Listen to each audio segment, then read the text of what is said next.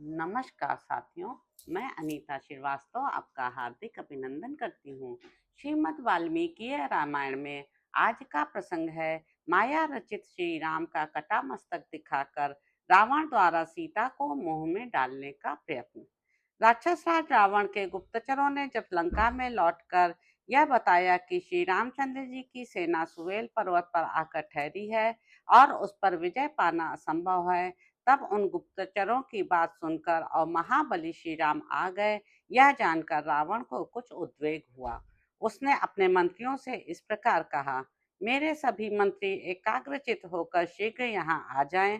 राक्षसों, यह हमारे लिए गुप्त मंत्रणा करने का अवसर आ गया है। रावण का आदेश सुनकर समस्त मंत्री शीघ्रता पूर्वक वहां आ गए। तब रावण ने उन राक्षस जातीय सचिवों के साथ बैठकर आवश्यक कर्तव्य पर विचार किया। दुर्धर्ष वीर रावण ने जो उचित कर्तव्य था उसके विषय में शीघ्र ही विचार विमर्श करके उन सचिवों को विदा कर दिया और अपने भवन में प्रवेश किया।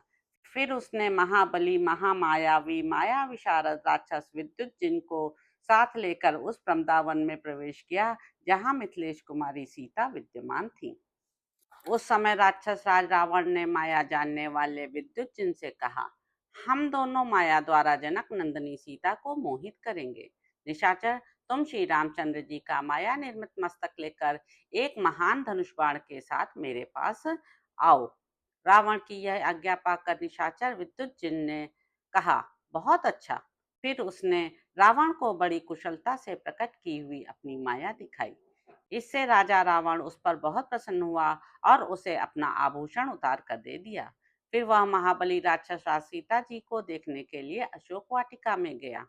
कुबेर के छोटे भाई रावण ने वहां सीता को दीन दशा में पड़ी देखा, जो उस दीनता के योग्य नहीं थी। वे अशोक वाटिका में रहकर भी शोकमग्न थीं और सिर नीचा किए पृथ्वी पर बैठकर अपनी पतिदेव का चिंतन कर रही थीं। उनके आसपास बहुत सी भयंकर राक्षसियां बैठी थीं।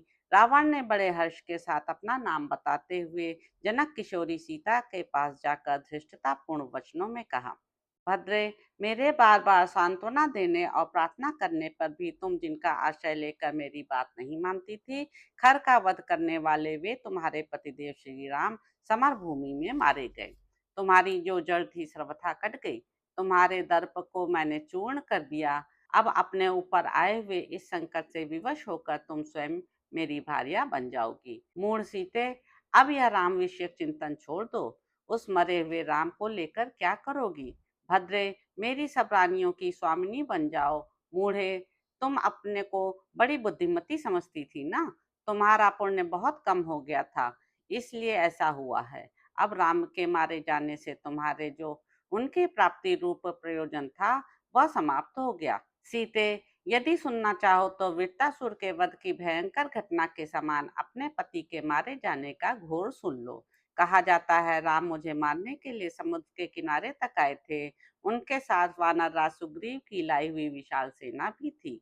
उस विशाल सेना के द्वारा राम समुद्र के उत्तर तट को दबाकर ठहरे। उस समय सूर्यदेव अस्ताचल को चले गए थे। जब आधी रात हुई उस समय रास्ते की थकी मांदी सारी सेना सुखपूर्वक सो गई थी। उस अवस्था में वहां पहुंचकर मेरे गुप्तचरों ने पहले तो उसका भली भांति निरीक्षण किया। फिर प्रहस्त के सेनापतित्व में वहां गई हुई मेरी बहुत बड़ी सेना ने रात में जहां राम और लक्ष्मण थे उस वानर सेना को नष्ट कर दिया। उस समय राक्षसों ने पट्टिस परेक चक्र ऋषि दंड बड़े बड़े आयुध बाणों के समूह त्रिशूल चमकीले कूट और मुग्धर दंडे टोमर प्रास तथा मूसल उठा उठा कर वानरों पर प्रहार किया था। तदंतर शत्रुओं को मत डालने वाले प्रहस्त ने, जिसके हाथ खूब सधे हुए हैं, बहुत बड़ी तलवार हाथ में लेकर उससे बिना किसी रुकावट के राम का मस्तक काट डाला। फिर अकस्मात उछलकर उसने विभीषण को पकड़ लिया और वानर सैनिकों सहित लक्ष्मण को विभिन्न दिशाओं में भाग जाने को विवश किया। सीते, वानर राज सुग्रीव की ग्रीवा काट दी गई। हनुमान की हनु नष्ट करके उसे राक्षसों ने मार डाला। जामवान ऊपर को उछल रहे थे। उसी समय युद्ध स्थल में राक्षसों ने बहुत से पट्टिशों द्वारा उनके दोनों घुटनों पर प्रहार किया। वे छिन्न भिन्न होकर कटे हुए पेड़ की भांति धाराशाही हो गए। मैंद और दुवित दोनों श्रेष्ठ वानर खून से लथपथ होकर पड़े हैं। वे लंबी सांस खींचते और रोते थे। उसी अवस्था में उन दोनों विशालकाय शत्रुसूदन वानरों को तलवार द्वारा बीच से ही काट डाला गया है। पनस नाम का वानर पककर फटे हुए पनस के समान पृथ्वी पर पड़ा पड़ा अंतिम सांसें ले रहा है। दरिमुख अनेक नाराजों से छिन्न भिन्न हो किसी दरी में पड़ा सो रहा है। महातेजस्वी कुमुद सैकों से घायल हो चीखता चिल्लाता हुआ मर गया। अंगदधारी अंगद पर आक्रमण करके बहुत से राक्षसों ने उसे बाणों द्वारा छिन्न भिन्न कर दिया है। वे सब अंगों से रक्त बहाते हुए पृथ्वी पर पड़े हैं। जैसे बादल वायु के वेग से फट जाते हैं, उसी प्रकार बड़े बड़े हाथियों तथा रथ समूहों ने वहां सोए हुए वानरों को रौंद कर मत डाला।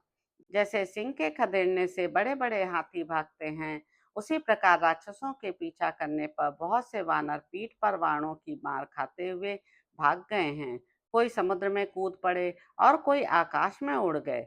बहुत से रीछ वानरी वृत्ति का आश्रय ले पेड़ों पर चढ़ गए हैं।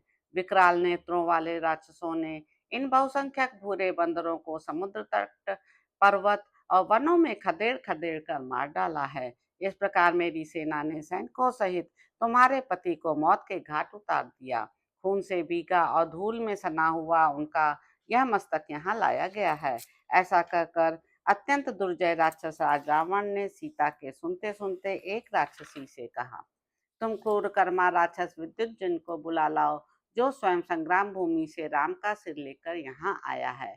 तब विद्युत जिन धनुष सहित उस मस्तक को लेकर आया और सिर झुकाकर रावण को प्रणाम करके उसके सामने खड़ा हो गया। उस समय अपने पास खड़े हुए विशाल जिह्वा वाले राक्षस विद्युत जिन से राजा रावण यूं बोला, तुम दशरथ कुमार राम का मस्तक शीघ्र ही सीता के आगे रख दो, जिससे यह बेचारी अपने पति की अंतिम अवस्था का अच्छी तरह दर्शन कर ले।